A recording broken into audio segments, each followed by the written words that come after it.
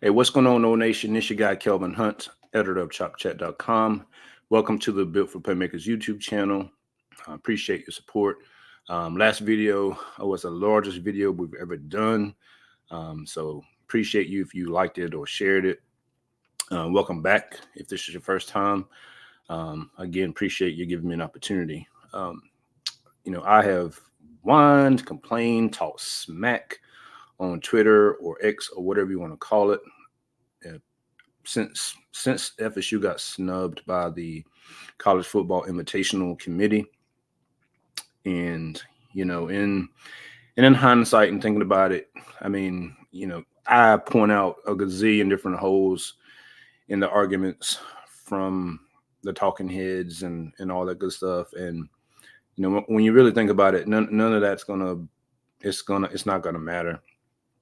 And at the end of the day, I look at this situation similar to a situation that FSU had back at the end of the 2021 season, I think it was.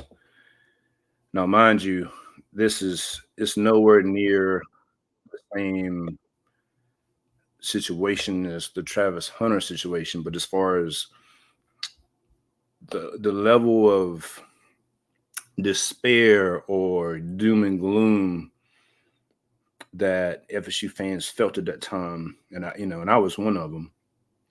But I remember after like a day or so, I came on here. Didn't even have the YouTube channel at the time. It was just strictly a podcast, and I had only been doing this podcast a few months. And I started thinking about it, and I was like, man, FSU has an opportunity here, almost like a blessing in disguise. And I felt like at the time that situation, if FSU was really serious about football, that it was going to ignite some changes that needed to take place. And and at the time, we didn't sign a single high school receiver in that recruiting class, missed on Hunter, and it was like, man, what in the world? Or is Mike Norvell and the coaching staff going to do? But at the same time, the transfer portal was really kind of starting to kind of take off there. And I pointed out then, I was like, if FSU does this, and this, there's an opportunity for them to make some noise in 2022. And the first thing started with, I pointed out that hiring a real deal athletic director, which they did. If they fully committed to football, it was not the end of the world, and that they could make a change at FSU and really get off the mat, so to speak, and get this program back to where it should be.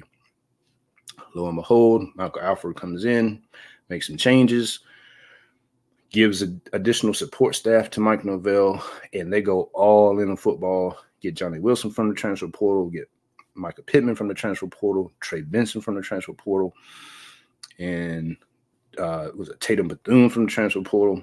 And 2022 comes, they upset LSU, go 10-3, and we're on our way to climbing that mountain again.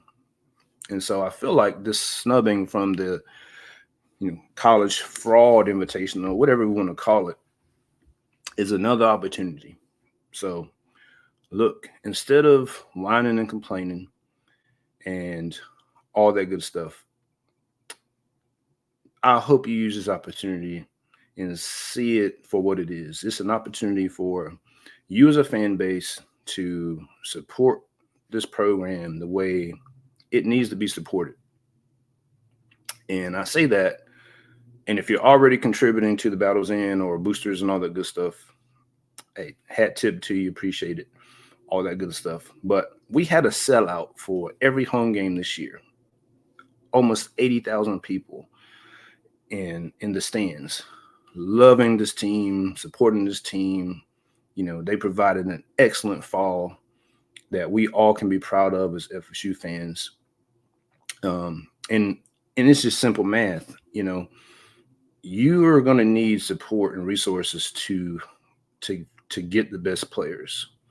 And we have an entity or entities that has done that, gotten more talent on this roster, and has allowed FSU to win, 19 games in a row with his coaching staff. And that's what it's going to take, more talent on this roster to increase the margin for error in these games. Now, mind you, the margin of error for the majority of these teams in ACC or FSU competing against them is fairly large nowadays. I mean, if you look at, Wake Forest, Pittsburgh, whoever else is on the schedule, I'm just drawing a blank right now, but you won most of those games by double digits. Aside from Clemson, that was a barn burner, but Clemson can kind of match you, if not surpass you, as far as overall roster talent. But with this coaching staff, if you look and see the number of blue chip players they have on the roster and what they've done to be able to compete with and beat an LSU and beat a Clemson and beat a Florida and beat a Miami, they're not even close to scratching the surface of what they can and ultimately will be if we support this program and help these coaches get the talent on the roster that's needed to compete at an elite level. And we're already doing it, but there's so much more room to grow when it comes to supporting this team. Here's a prime example. We had almost 80,000 people to attend every home game this year. Look, it is no small feat. I went to one of the games. I know what it costs to go to a home game, especially if you live 9 hours away like me.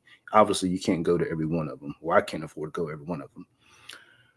But if you were to just take 80,000 people and 80,000 give $20, $25, $50, you're talking about anywhere from $2 to $4 million, right? Simple math. I mean, really, in the grand scheme, what's $20 to $40, $50 a month? A few cups of coffee.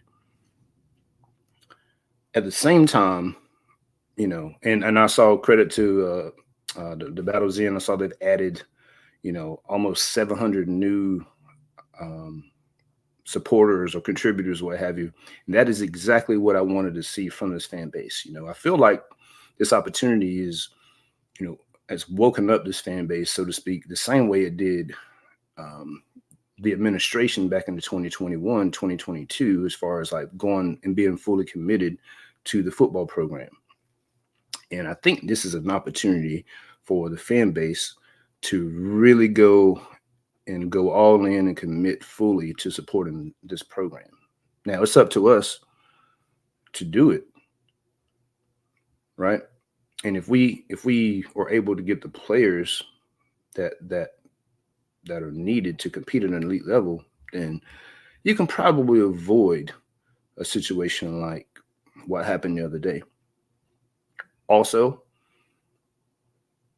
I think what has happened with this snubbing, obviously FSU has been really vocal about wanting to get out of the ACC. I think this situation, it was already obvious how badly FSU needed to get out of this conference. But I think this is going to expedite that process. It's by any means necessary right now to get out of this conference. It is unreal what the perception of this conference is. I'm on social media, and I have Michigan fans telling me that FSU would have had 4 losses if they had played Michigan's schedule this year. What? Bruh, Michigan did not play a ranked team until week 10. 9 of their 13 wins came against either non-Power 5 teams or teams with a losing record. Not 6-6, a losing record. That's the perception of FSU because they play in the ACC. Other fans and programs or whatever think that, you know, and there's a crazy part is FSU beat 8 bowl eligible teams this year. But the perception is the ACC is trash. So you have the perception the ACC is trash.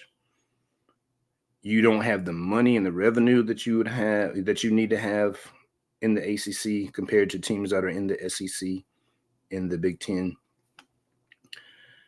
And so I really think this is an opportunity for the fans and FSU administration to do whatever it is necessary to build a war chest, to get the players and the talent that's needed to compete at the highest level. And at the same time, to build a war chest or figure out whatever is needed to get out of the ACC. I mean, they got to do it like yesterday, because the precedent's already been set. Next year with the 12-team format, you if you're undefeated, you'll be one of the 12 teams. But who's to say, like I said before, who's to say that they won't put you at number 5 again when you should be top 4 and enjoy the advantages of being, one of the top 4 teams.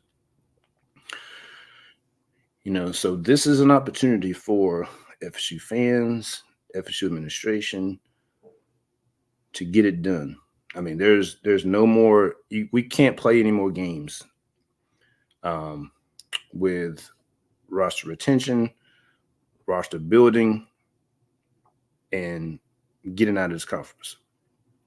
I mean, the chairman of the college fraud invitation is the AD at NC State.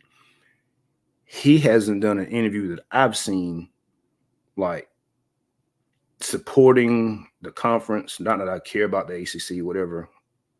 F the ACC for all I care. But said nothing supporting FSU or defending FSU. They should have got in. It's almost like, he was like, they were like, hey, look, this is what we want to do. And he was like, okay. And that's it. I mean, that tells you right there that, they don't care. They don't, it doesn't matter to them. The ACC is comfortable with being a third tier conference, second tier, whatever you want to call it. They're fine with that. That's why they're adding SMU and whatever the other school is, Cal or whoever it is, because they're not serious. They haven't been serious for a long time.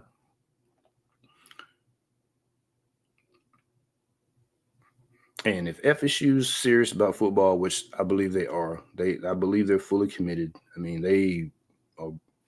they're doing everything they're supposed to do. Stadium renovations, big time NIL opportunities. Building a football only facility, things like that. So they're committed. Their task next is getting out of this conference. But in the meantime, who knows how long this is going to take? Like I said, they need to do it yesterday. But, you can't just snap your fingers or something like that and make it happen. But in the meantime, as fans, if we're sick and tired of, going life and death with certain teams or whatever, it is up to us to really support. And because that's what it is nowadays. I mean, every big time college football program has an NIL, collective. And that is a big reason why FSU has been successful, over the past couple of years. It just fact of the matter. I mean, credit to the coaching staff for evaluations, building culture, finding the right fits that, to fit culture and fit the style that they want to play. I mean, that's all incredibly important, and kudos to them, because I mean, they took a path with the transfer portal, and I hope to do a pod on on this as far as like detailing where they begin under Mike Norvell and the circumstances that they had at the time, and then the method and path that he used that a lot of people thought was dumb or they laughed at because, oh, you only have the number 22 ranking, recruiting ranking or whatever, not understanding what he was really doing in real time. A lot of people, we saw it because it was common sense. If you can't go get a bunch of 5 stars, go into the portal and get somebody that can play right now. You don't have time to develop anybody. You need to win. You got to close the gap on the field today, and that's what they did. But we'll save that for a whole nother podcast, probably in the off season. Again, once the season's over, we're going to be talking, doing podcasts and providing content throughout the whole year. So don't worry about content going away. I'll be covering baseball as well, and then whatever else comes up, recruiting obviously. But yeah, kudos to the coaching staff for taking a path that nobody knew. A lot of people was like, is it sustainable? Well, look at how many people were entering the portal. And so I think 5 guys, unless some guys have entered the portal since I started recording this, I think 5 FSU players have entered the portal today. And there were no surprises, really. And look, shout out to all those guys. And hopefully they'll go off and find somewhere to play and get a degree and go off and be successful. I think all of them are good guys. But there's still a lot of dead weight on this roster. I mean, guys that are never going to play. I mean, you need some mixture of guys like that, but I mean, you still need to raise overall talent, the floor of the room, to compete at the highest level. And so when you think, and there's probably, gosh, I don't want to drop any names, but there's probably another 8 to 10 to 12 off the top of my head that could probably hit the transfer portal because they're probably not going to play. They've either been passed up by a younger guy or would be passed up by a younger guy or have been on the roster for, 2 or 3 years and just hadn't got on the field, whether it's injury related or whatever. And, unfortunately, I hated to see CJ Campbell go in the portal. A good kid, works really hard, but he wants to find an opportunity to play. And FSU needs to fill that spot with somebody that can be a difference maker. I mean, that's just the name of the game in big boy football nowadays. And so, like I said, you'll probably see more guys go into the portal from the FSU roster, but at the same time, you have a top 3 recruiting class coming in from the high school ranks, and FSU is going to be in the portal, probably not quite as heavily as they've been in the past, but they're going to be in the portal. And look, you're going to need to get some more guys like Keon Coleman, before he got banged up and, it's been relatively ineffective here lately, but you're going to need guys like that can come in and make an impact. Whether it's on the offensive line, obviously quarterback, wide receiver. There's a few positions that they're definitely going to have to use the portal, and it's going to take resources to get those difference makers. If you're worried about the quarterback position, hey, we gotta support this program. So again, if you haven't made it, and I saw Ingram tweet, somebody posted a screenshot and was like, "Hey man, it's not much, but I'm contributing," and it was I think it was a foot soldier level, it was $19.33 or $20 or whatever. And Ingram replied to him was like, "Hey man, it all helps. It's much appreciated." So look, there's no amount too small. It all adds up. So again, think about it. If you got 80,000 going to home games and everybody gives $20, $25, $40, $50, that's a few million right there, just easily.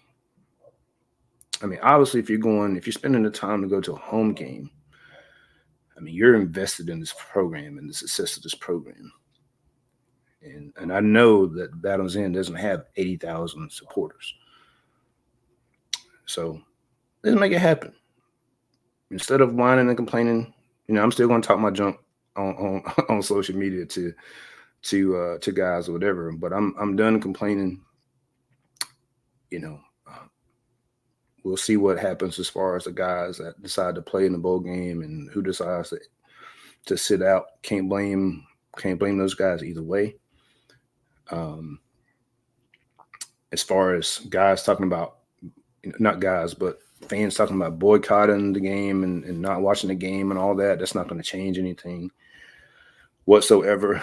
I had a few people message me about, things like that. And look, the narratives are going to be the narratives. There's too big of a machine out there. I mean, you saw it in broad daylight with the whole playoff stuff. I mean, you saw it in real time. I mean, they just orchestrated that thing and did what they wanted to do. And so, like Mike Novell would say, we got to control what we can control.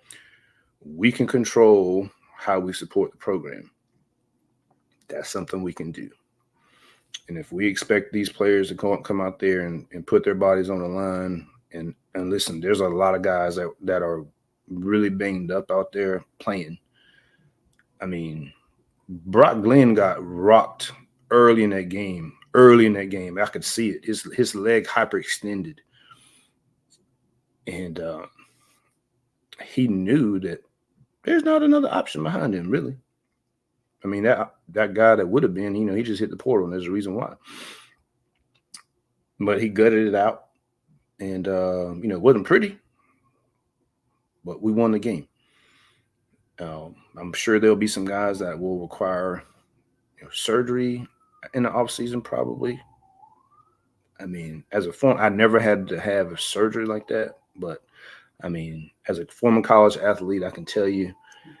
And listen, I mean, I played football and all that good stuff. Basketball, baseball was my sport in college, but I mean, it wasn't even a contact sport like that.